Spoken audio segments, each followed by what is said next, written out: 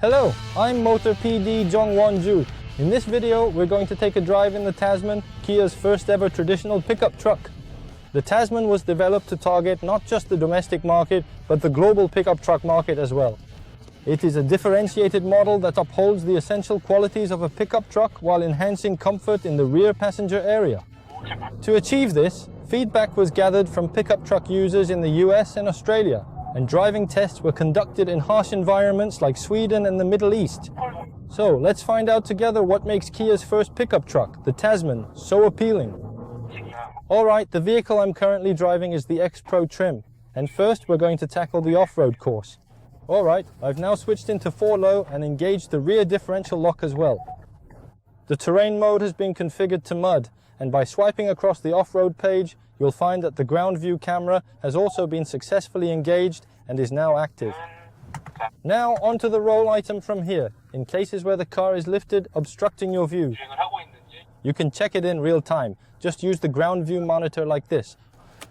Currently, we can confirm the vehicle is impressively holding its own, even with one side elevated. The X traction mode, which is a feature of the X Pro trim, can be regarded as an off-road cruise control. You can press it, then by pulling or pushing it up and down, you can set the desired speed. Drivers are not required to operate the pedals. Indeed, it's preferable they don't. Only by refraining from pedal input can X traction mode function optimally, allowing you to focus solely on steering. This feature maintains your designated speed by autonomously controlling acceleration and deceleration. We can see how it effortlessly navigates even such steep inclines with considerable smoothness and unwavering stability. To achieve its water wading capability, the Tasman's air intake port is notably situated high up, at 950 mm inside the side fender, and its opening is ingeniously oriented in the opposite direction of the vehicle's forward movement. Therefore, this prevents water from flowing into the engine through the intake port during water wading. This provides an 800 mm water wading ability. Thus, the Tasman has been engineered with a design specifically optimized for tackling challenging off-road conditions. It features a body-on-frame structure, where two substantial frames are connected by robust cross members. It's an improved model, Mojave platform-based. It offers a payload capacity of up to 700 kilograms and a towing capacity of 3.5 tons. And regarding its approach angle, departure angle, and ramp angle, the X Pro model actually showcases superior measurements compared to the standard version. Same for ground clearance. The X Pro model I'm driving has 252 mm ground clearance, and major components are placed on top of the frame, designed to prevent damage during this kind of rough terrain driving. Furthermore, a multi-skeletal structure is applied to the body mounting points, connecting to the frame to efficiently disperse vibrations. They also used both separate and integrated mounting bushings, and paid close attention to the unified movement of the cabin and frame, as well as NVH performance. And by expanding the use of high-strength steel plate, it can also handle the twisting of the body during rough terrain driving like this. The terrain mode has auto, snow, and mud sand rock modes. Just so you know, the specific off-road specialized model trim that I'm currently driving comes equipped as standard with all-terrain tires. For reference, off-road models like this aren't simply about having high clearance and large angles. During off-road driving like this, the engine can overheat more than in normal driving conditions. To address this, you need to improve the cooling radiator's performance and also pay attention to cooling fluids for the transmission. In the Tasman's case, these aspects were fully considered in its design. Alright, I've finished the off-road course in the X Pro model and am now heading back to base camp. As a specialized off-road model, the X Pro trim effortlessly conquered courses like the one we just experienced. The ride quality in this kind of normal environment is also better than I expected. Although it's a body-on-frame design equipped with all-terrain tires and a rigid leaf suspension at the rear, its on-road driving performance is not overly harsh or awkward, which is a pleasant surprise. But it has a slightly bouncy feel, typical of body-on-frame. And what I'm personally happy with is how quiet it is. Moreover, despite its highly angular and upright body, the basic wind noise entering the cabin is remarkably low. This is due to the front windshield and the front row doors being equipped with double laminated sound insulating glass. Most importantly, underbody noise is less than expected, plus engine noise is quite low. The steering feel in the normal setting is on the softer, lighter side. The basic front view, rear side view, and even the rear view with the digital center mirror are all good. And although the vehicle's length is considerable, its width isn't overly expansive, which means that even when driving on typical roads like these, the vehicle's overall size won't feel like a major burden. Alright then, let's check out the driving performance of the standard model, not the X Pro. Okay, now I'm on a regular road driving the Tasman 4X model. The X Pro model I was in earlier had AT tires, right? However, this specific standard model is equipped with HT tires as standard. Tire sizes differ, as do approach, departure and breakover angles. The minimum ground clearance is also a bit lower, but the powertrain is the same. It features a 2.5 turbo gasoline engine and an 8-speed automatic. It puts out 281 horsepower and 43.0 for the max torque. The combined fuel economy for the base model, equipped with 17-inch tires and 2-wheel drive and without the built-in cam, is 8.6 kilometers per litre. The X Pro model has a fuel economy of 7.7 kilometers per litre. It definitely feels like a significantly smoother journey on this road, unlike my previous drive with the X Pro model. This Tasman also features various ADAS functions. On the highway, it also provides a lane change assist function, and if you drive with the adaptive cruise control and lane keeping assist engaged, as I am doing now, you will notice that even a large Tasman pickup truck stably maintains its position in the center of the lane. Furthermore, thanks to the steering wheel grip detection feature, simply resting your hand gently on the wheel without active movement allows the lane keeping assist to remain continuously engaged and functioning. As noted, substantial effort went into securing interior quietness, evident from features like the double laminated soundproof glass for the windshield and front doors. As a result, when you're driving like this, there's less wind noise from the front than you'd expect. There's also very little noise coming from the undercarriage, but when you do this,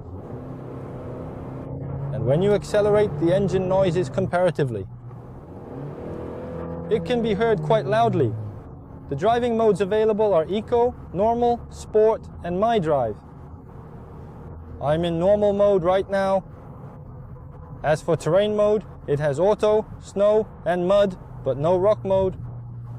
On the other hand, below the cup holder, settings for 2H, 4A, 4H, and 4Low can be adjusted. However, it doesn't have a rear differential lock function, and the off-road cruise control is also missing. Now that's fine, because this isn't the off-road specialized model. However, for the X Pro trim, the off-road page is included as a standard feature, but this particular vehicle does not have that off-road page applied to it. Instead, the trailer mode appears first on the right side of the home screen. Within this trailer mode, you'll find the basic trailer, along with a carrier mode and also a checklist. And also, within the settings, you can adjust the driver assistance features and the weight level for the tow mode. Moreover, on the bottom left, it's possible to adjust the gain value as well. With these 18-inch HT tires on the 4X model, the body-on-frame sensation becomes very apparent at medium to high speeds. They made an effort to unify the cabin with the frame, but still, they weren't able to entirely eliminate the sensation of them being somewhat detached. To put it another way, you could also think of it as a slightly improved version of that unique body-on-frame feel. Of course, if you want a true SUV-like ride, you'd be better off choosing a different SUV model instead of this Tasman. Nevertheless, the Tasman, while maintaining the fundamental characteristics of a pickup truck, exhibits noticeable enhancements in both its ride comfort and overall quietness. It's also quite well equipped with various convenience features, enhancing its overall marketability. As I mentioned earlier, it comes equipped with various ADAS features, as well as ventilated and heated front seats and even heated rear seats. As for this console, well, it opens like this by default. Conversely, it can also be opened outward in a long fashion, resembling a table. And at the front, a dual smartphone wireless charging pad is also positioned. And these buttons are nice and big, just as you'd expect in a pickup truck. And these air vent designs are both robust and quite distinctive. Regarding storage, there's also an extra storage compartment located above the armrest. Furthermore, the materials enclosing the cabin aren't exactly high-end, but they've skillfully applied sophisticated finishes to details like the door handle levers and various other points throughout. Moreover, even the second row area, often neglected in pickup truck models, incorporates sliding and reclining seats. You can also fold the top portion or lift the bottom part to create additional storage space. And it's also equipped with a digital mirror, allowing you to monitor the traffic conditions behind you, even when passengers are on board or cargo is loaded in the rear. As for the screen, the 5-inch auxiliary screen in the middle, which Kia used in the EV9 and EV3, is probably applied to the Tasman as the first internal combustion engine model. The infotainment system features the CCNC, just like other recent Kia models. Moreover, the rear doors feature a wide opening hinge that allows them to open broadly up to 80 degrees, proving beneficial for passenger entry and exit, as well as for loading and unloading goods. And they also slimmed down the thickness of the first and second row seatbacks, maximizing the passenger cabin space. To mitigate road noise, the ventilation inlet, which brings outside air into the cabin, was also designed to specifically diminish road noise. And since the Tasman is a pickup model, the cargo bed is important. The cargo bed is 1,512 millimeters long, 1,572 millimeters wide, and 540 millimeters high. It can carry around 1,173 liters and up to 700 kilograms. This size is large enough to fit an international standard-sized pallet.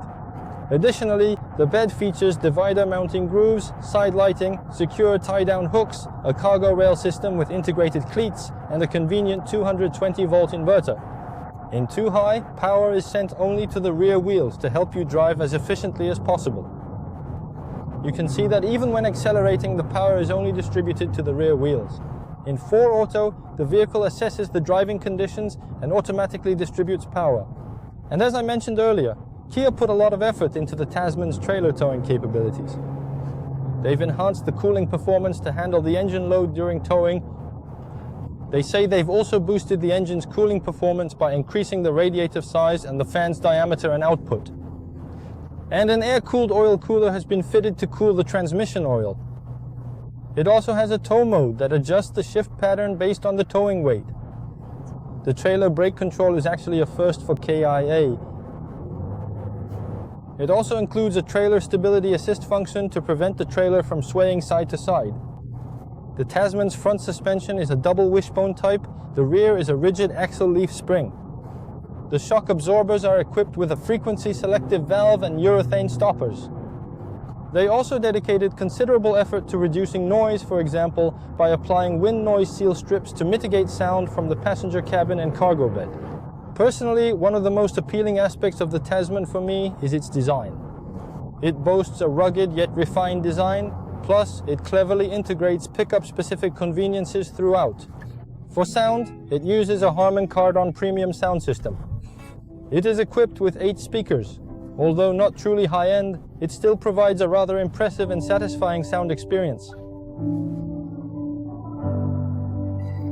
Today we took Kia's first ever pickup truck, the Tasman, for a drive both on and off-road. Kia's Special Projects unit, which supplies military vehicles, has much expertise. They apparently collaborated with this division during the Tasman's development. Finally, let's talk price. The entry-level model starts at 37.5 million won. The X-Pro trim starts from 52.4 million won. They've positioned the top trim as an off-road specialty model, but they also tried to lower the price barrier for customers just getting into pickup trucks. This has been Motor PD, Jong Ho-jun. Thank you.